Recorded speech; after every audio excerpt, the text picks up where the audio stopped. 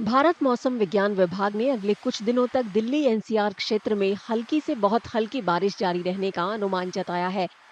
इसके बाद इसके कम होने की संभावना है। राष्ट्रीय राजधानी क्षेत्र में बुधवार रात से रुक रुक कर मध्यम बारिश हो रही है। इसी वजह से मौसम विभाग ने येलो अलर्ट जारी किया है। Presently, if you talk about NCR Delhi, we are experiencing light moderate rainfall from yesterday, and we are expecting it will continue today. For that, we have given yellow alerts, and thereafter its intensity will decrease. However, light rainfall, very light rainfall, likely to continue next subsequent 4-5 days. So, rainfall activity is likely to be subdued, majorly over central India and south peninsular India during next 7 days.